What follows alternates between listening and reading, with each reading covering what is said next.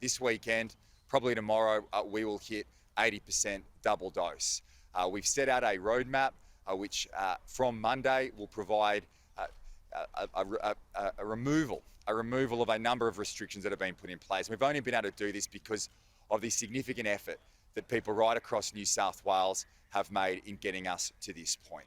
So as of Monday, we know that home visitations will increase from 10 to 20, outdoor gatherings from 30 to 50, standing up in pubs will now be back.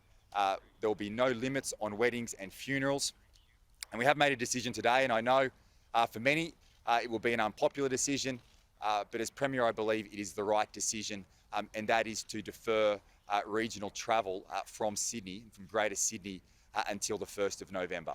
And the reason we've made that decision is based on the vaccination rates that are in front of us. And if you look where, as a percentage of LGAs that have reached that 80% double dose here in Sydney, that's where regional New South Wales will be on the 1st of November.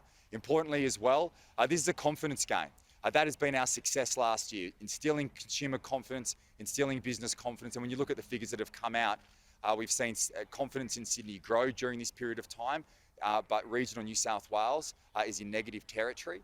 And we believe that a lot of that concern has been in relation to the vaccination rate in regional New South Wales not quite being up where it is in Sydney. So we've decided to defer that to 1 November. I know for many people, for many Sydney-siders, and for some in the bush as well, that this will be an unpopular decision, but we're elected to make the right decisions, and I believe the decision that we've made today with our Cabinet Committee is an important one, that and ultimately the right decision. So what we will be doing as well to provide extra business support for those businesses in regional New South Wales that will be inconvenienced and put out by this change.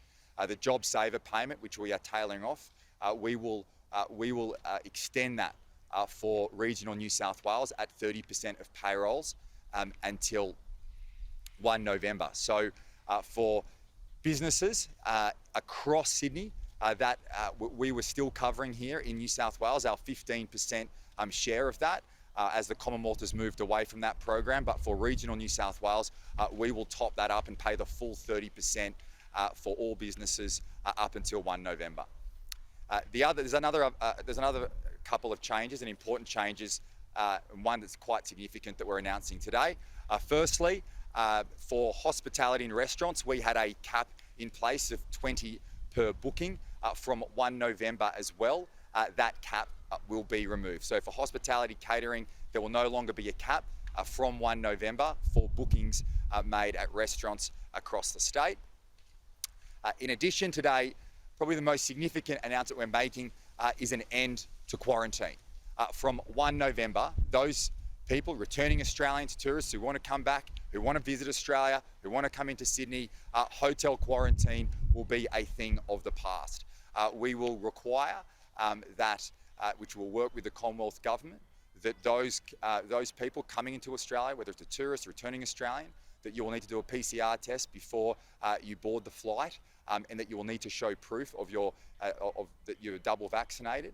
So for double vaccinated people right around the world, Sydney, New South Wales is open for business. We want people back. We're leading the nation out of this pandemic. A hotel quarantine, home quarantine is a thing of the past. We are opening Sydney and New South Wales to the world, and that date will come in on 1 November, and we'll continue to work closely with the Commonwealth Government to make sure protections are in place so that we keep people safe, but we rejoin the world. So this is a significant day for our state. It's not because of the government's work, it's because of every single person right across New South Wales who's gone out, made the effort to get vaccinated. These restrictions will be lifted from Monday as we hit that 80% over the course of the weekend. And to celebrate that feat, on Monday evening, we will be lighting up the Opera House with images of our frontline workers who have made enormous sacrifices, particularly our nurses during this period of time, and to celebrate everyone across New South Wales for the effort they have made in making sure that New South Wales leads the country out of this pandemic. Now I'm going to pass to Deputy Premier first, Paul Toole, who will speak about the regions. Then Minister Ayres will talk about the opportunities and jobs, and particularly the end of hotel quarantine in this state for those who are double vaccinated. And then I will have Susan Pearce, the Deputy Secretary of Health, say some words in relation to the importance of keeping the vaccination program going and encouraging everybody to continue the effort you've made to date in getting out there, getting vaccinated, so we can continue to open up our state safely.